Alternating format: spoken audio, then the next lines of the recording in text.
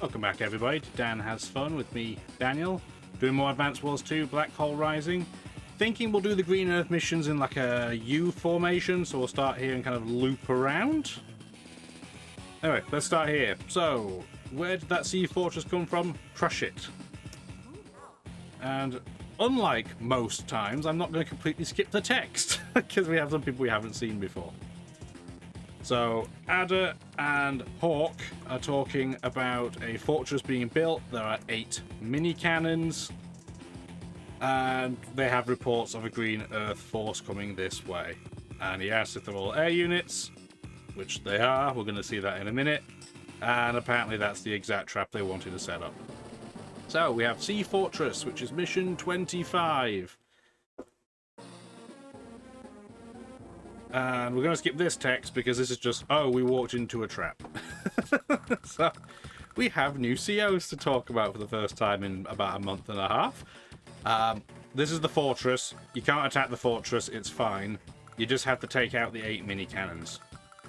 This is pre-deployed, there are no bases, no headquarters, no airports, nothing on either side, it's purely units.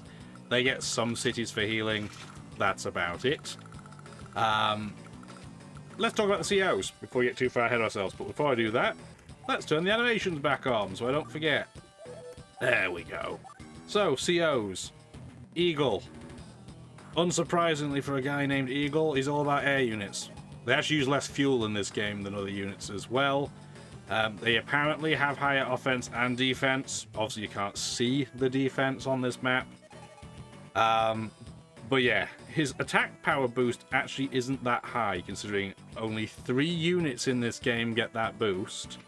Having said that, only 3 naval units exist that have attacking capacity as well, and dear God, do Eagle's naval units suck. 30% attack penalty. Nigh on unusable. His land units are completely generic, but we don't have to worry about that in this mission because there aren't any. Here's little power, lightning drive. Will probably never get used. This is pretty much the only mission where you could even remotely say this is worth using. It is only 3 stars, so it's reasonably cheap, but it's just an increase to attack and defensive air units. It's really not very good. It's very underwhelming. Its superpower, however, which is a whopping 9 stars in cost, is, well, it's 9 stars for a reason. It increases all the air units' attack and defense again, but every unit that is not an infantry unit gets to attack and move again. Or attack and move in the case of an indirect. Really, really good, because you can either go in, smash everything up, and then use the second turn within your own turn to run away, or you can go in and try and do the finishing blow, right? Very, very good. Guess we should talk about opponent 2. So, Hawk. He also is a man with a very expensive superpower. He just has 10% increased attack on every unit type. Pretty good. Not amazing, in the same way that you don't notice Colin's 10% penalty, you don't really notice Hawk's 10% bonus. Unless the 2 of them are together, then I guess it's a little bit more noticeable. His little and big power are just the same thing, but with a bit of effect. So his little power, all of your units on the map take a damage point, and his heal 1. And then it's bumped up to 2 for his superpower. Again, another 9-star superpower. Very, very expensive. I think Hawk is a little bit of a trap CO, where he sounds very, very good on paper, but I don't think he's actually as good as it sounds. Having universal across the board map damage is very helpful, but it's very, very expensive. Remember, Olaf's does 2 damage to everybody else, and doesn't cost anywhere near 9 stars. I think it's, what, 7? So yeah, there's that. This mission, I don't like this mission very much as it happens, because it's just run in and smack everything. There is more to it than that, but it doesn't... I don't like how this mission feels, personally. Hawk has a ton of anti-air and missile units around his fortress, hence the traps being set. He has a couple of cruisers, which are the anti-air unit of the sea. He has a handful of fighters, and then he has battlecopters, which we're pretty much just going to ignore. off the get-go. The 2 fighters up front, these are the big important units we want to deal with, and we want to make sure we don't run straight into them.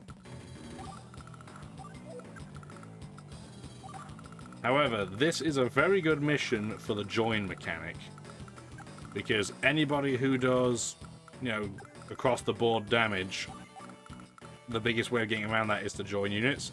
Having said that, joining units is obviously a lot more effective if you can then use the extra money you get by combining 2 units and turning it into, well, more units by buying them at an airport. Can't do that here, obviously, so it's not the completely perfect map to join, but it's a helpful map. I suspect the game designers made the map like this, though, purely because they wanted to utilize the fact that Hawk, can do that, and then Eagle has the ability to use less fuel for air units. I suspect that's why they did what they did. But let's just end turn. Hey, jump cut. You may have noticed that maybe our formation's slightly different. I ended up being whisked away, and I forgot what I was talking about, so I just decided, hey, I'm just going to redo this mission. So, let me make sure we have visuals back on. There we go. Yeah, nothing like, the joy of having family. Kind of come out of nowhere and then start rifling through the basement freezers. So, I was like, that's fine, I'll help you deal with your scenario, and then we'll take things from there. Anyway, this is the start of this map is very, very basic. We're just going to take these fighters out. This is the typical formation I go with, just because it's pretty. It's not better, it's just pretty. Okay.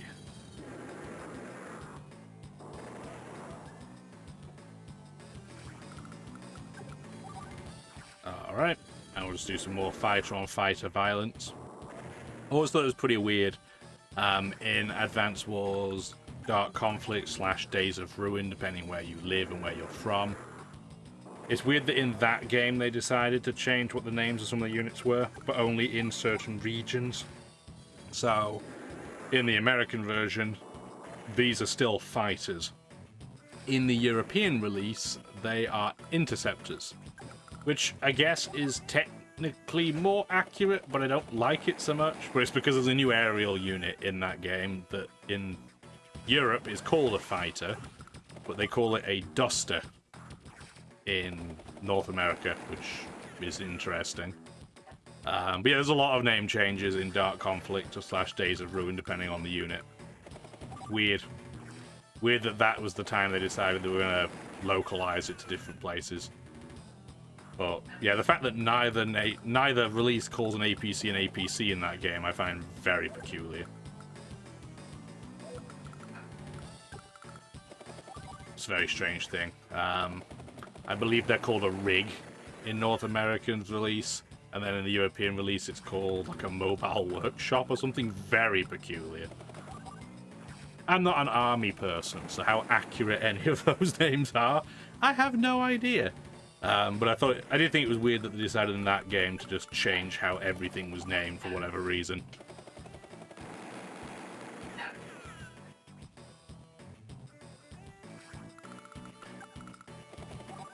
Wonder if you can hear the dog in the background going doolally.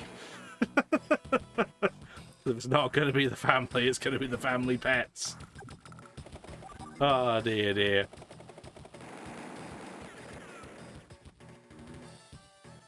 There's always something. Kudos to people that can do live streams and not have any of these distractions. I will never be one of those people, I'm afraid. Not sure if I'll ever be a live streamer either. Kudos to, like I said, I have a lot of respect for the live streaming community because I don't know how they talk for as long as they do and still be interesting.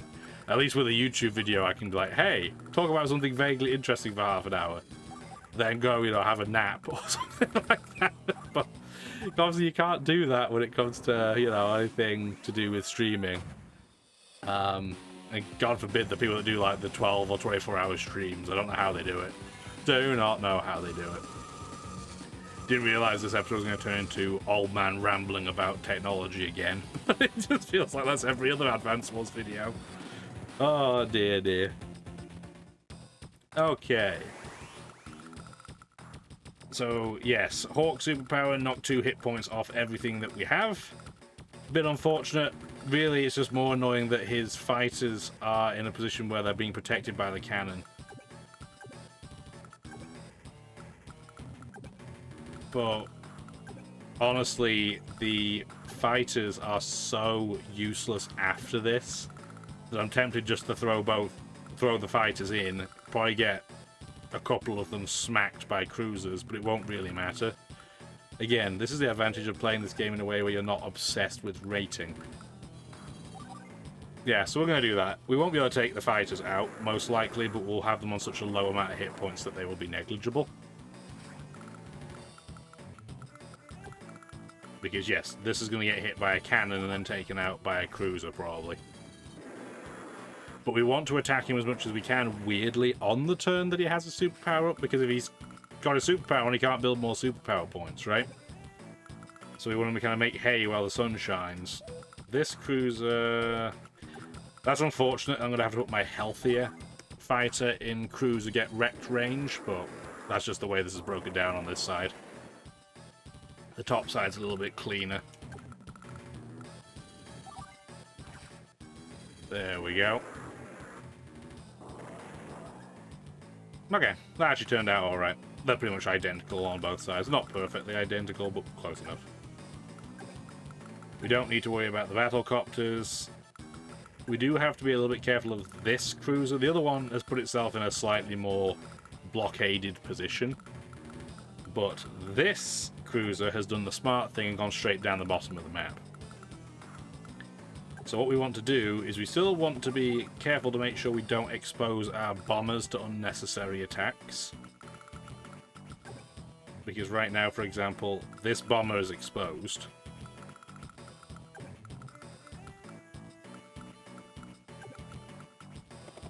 We're going to do something like that, and then we still don't want these battlecopters to get involved either. But we don't mind if the battlecopters get chipped by the fighters. That actually doesn't matter too much. We just don't want our battlecopters to get hit by their battlecopters, preferably. We would like these fighters to not be able to get to any of our bombers. And this is the way we're going to do it. So we can just go... Actually, don't do that. That's death, isn't it? Yep, that's death. That's not. Is that death? That is not death. Okay, so now these bombers are completely safe. So they can just mosey on up front. Don't know why I moved them the way I did here. That's fine. Everything's fine. And then we'll just put one up top, I guess. Okay, there we go. They will still potentially get a hit, but it's fine. I wish we'd had just enough superpower, enough points to get our superpower off, but that wasn't the way it was going to be. Yep, so they combine fighters. That's interesting. That's fine. It's not what I expected them to do, but I thought it was going to chip away at our really weak fighters, but nope, they didn't do that. That's a little bit annoying, though. Well, we're definitely going to use our superpower next turn. We can definitely say that much. Thank goodness we still have a 5 hit point fighter on the map, because that has to come down here and deal with his fighter. Didn't quite kill it, but it's fine. And then now he's dead. So we're going to have 2 very weak fighters around just as kind of distraction for the opponent, but that's fine. That is completely okay. So what we want to do then, we want to run in with our bombers immediately. This battlecopter is in the way a little bit, but it's fine. We do not want to make that trade. That is a very bad trade. But we are going to take out this cannon, even though we didn't have to. We could have used the battlecopter for it, but it was just there, so we might as well. That one's gone. Even though the cruiser's going to wreck face against these battlecopters, the battlecopters are far less useful than the bombers are. So it's still definitely worth doing that way. And we should end up with enough units left to be able to take out the battlecopters, between our own battlecopters and fighters. But we definitely do want to start off with an 8 hit point battlecopter. 2 8 hit point battlecopters from Eagle can take out a cruiser. There we go. The 7 hit point ones, it's marginal, so it's not usually worth running the risk. Okay, so he's got no cruisers left anymore. We have mostly just knackered battlecopters, so we are not going to attack the battlecopters this turn with our own battlecopters. We're going to use the 2 fighters we have to weaken them a bit first and then do that. We are not going to attack, but we are going to sit in their face and be very rude about it. Like that. We are then going to go for our superpower. Conveniently, we are going to do enough damage, hopefully, so that they don't retaliate and just kick our, you know, kick our fecal matter back into ourselves. That would be nice. There's healthier battlecopters on this side, so I'm going to use the weaker fighter over here. They still won't be able to one-tap that, but they'll be good enough. This one should be one-tappable, though, after this.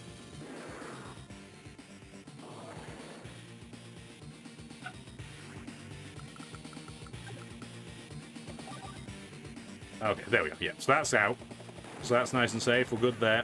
Thank you very much. And we do still have an 8 hit point battlecopter up here.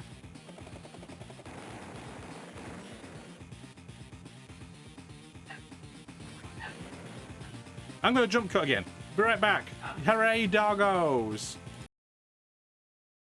The dogs love the snow. I do not. They're just out there having fun. So just let them go play for a bit. Hopefully they'll be a little bit quieter. I don't know if the microphone was picking any of it up, but they're out having fun. So that's the important thing. It's not just me having fun, it's them having fun too, right? Do you want to prioritize the cannon, the anti-air, or the missiles?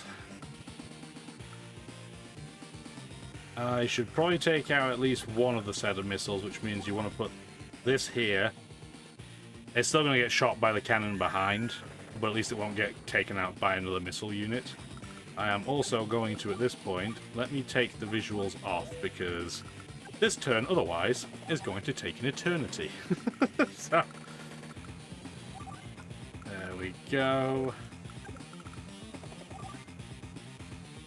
I don't really want to fly that in there, because that's going to block taking out the cannon.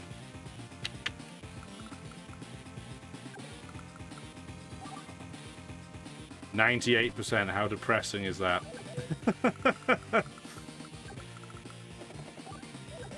Oh, 98%. I guess we will block it. I guess we're just going to have to bite the bullet and attack these anti-airs. They do 68%, which means I'd have to use 2 bombers to take them out. I only have 4 bombers left, which means these cannons would shoot. So the alternative is to just take out one of the anti-airs, accept the other one's going to wreck me, but maybe try and take out a cannon that way. Because the cannon on this side is like fully exposed.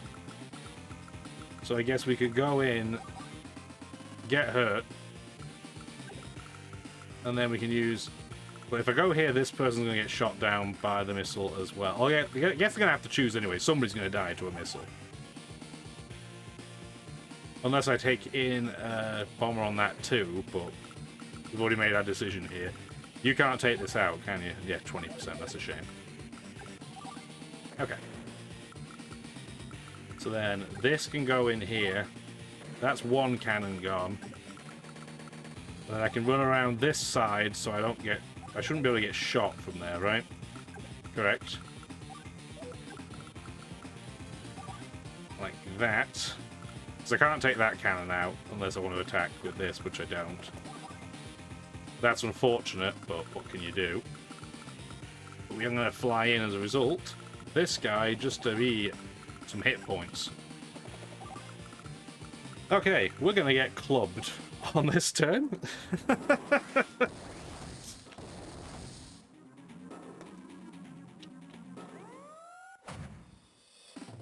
But here's the thing about this mission. Once we've taken out the front cannons and the front anti-air, you don't actually have to touch the 2 anti-air at the back, and we're not going to. That's gonna hurt. That's gonna hurt. Rude. Okay. Yeah, these 2 anti-air you never have to touch. Because if you just wait to take these cannons out until the end, no harm, no foul. Obviously, these 2 cannons should be taken out first. But other than that, it's pretty safe. Really, the only difficulty is where you've only got low hit point bombers left now. And then these cannons are going to chip away even more at you. Other than that, it's not too bad. This cannon can shoot, yeah. So you're going to get shot by a couple of cannons again on each side. But then you're pretty safe after that. So, oh, you're kidding me? You got that luck roll?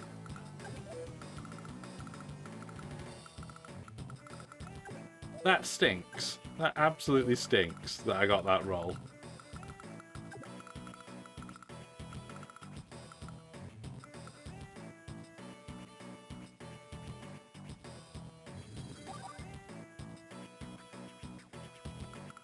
Anyway, we'll go back here, I guess. Do that. Can we take this out, please? Oh, fuck. Apparently the answer to that is no. I really don't want to throw 1 hit point battlecopters at that either, so I'm just going to have to accept that. We go over here. This is why I don't like this mission. You can win, but it's so slow by the end if you do it this way. And I'm sure there's a smarter way of doing it. I'm just not doing it smartly. But it's just a very, very slow mission by the end. It's not difficult, it's just slow. I guess we'll just have to use that bomb and take it out. And...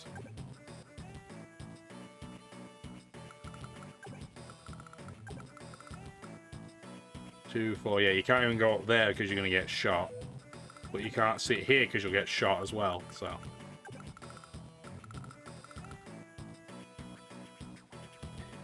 Even this tile isn't safe, is it? Nope. None of this is safe.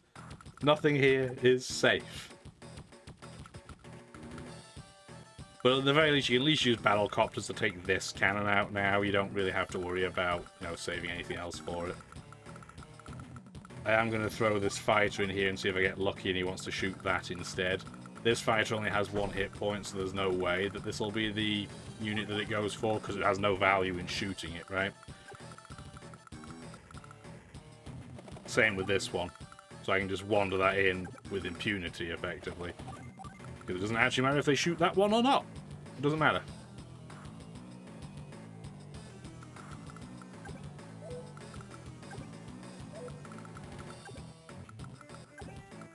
Really, the only safe tile to go on would be, what, this one? Yeah, that's a safe tile. So, that's the only one we can go for. Which would technically mean that's the safe tile on this side, right? Yeah, so we can move there next turn. What we do want to do is combine at least a couple of these together once we're safe. So let me make sure I can line this up in a way that we are not going to get shot. So you go 1, 2, 3, 4, 5, 6, 7. That would then become a safe tile.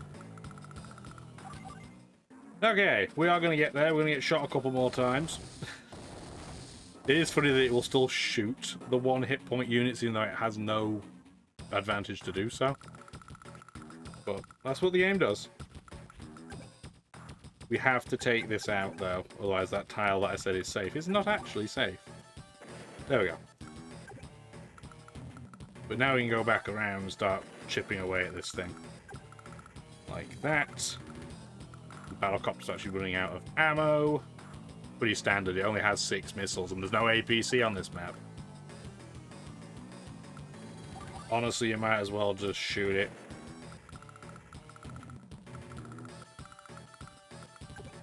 Meanwhile, this bomber can go back here and start chipping away at this. Between them, they are doing 35 damage. That actually is a useful advantage to being there. That's kind of funny. And then this can go here, because that's a safe tile. And then we can just start wailing away at this, I guess. And I might as well combine it together. It's not going to get any use otherwise.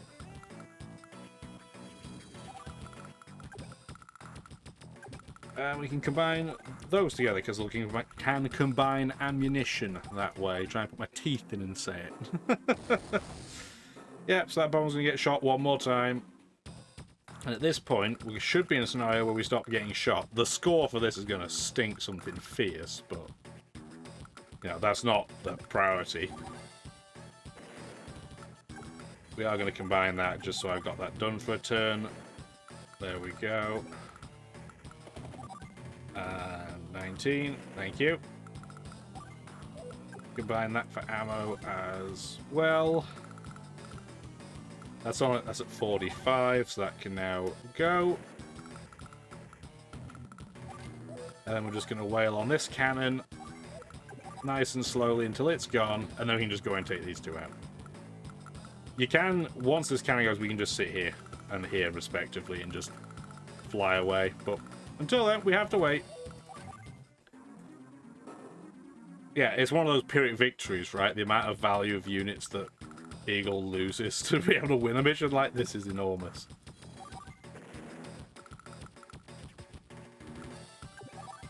There we go. So that's finally gone. Can that bomber, just out of curiosity, go over here and take this out? It comes pretty close. I'm just going to do it and get it out of the way, because I'm going to win next turn anyway. And what I'm going to do, so that future me says thank you, is not turn the music off.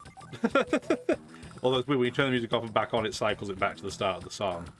That's interesting. We're just going to end turn, and then we're going to take out these cannons next turn. Okay, so we've just won. That's not one of my favourite missions. There we go. The commander, the minicans have all been destroyed, then we should withdraw. And they're abandoning the fortress, and we've won. And he says, shall we launch a pursuit? No. I mean, look at the units we have left. What do you think? And then Eagle's like, hey, you know, long and hard. Yeah, the road will be long and hard. Yeah, Green Earth is significantly more difficult than the other three. I can't believe that's an S rank 289, by the way. I thought that's a mission of attrition, but alas, if it wants to give me an S rank, I'll take it. So yes, hopefully you did enjoy this video. It's going to be a patchwork quilt for me to stitch together. So if you did like it, let me know. Give the old thumbs up. Subscribe if you want to. Have a wonderful rest of your day. Take care now. Thank you for watching the video.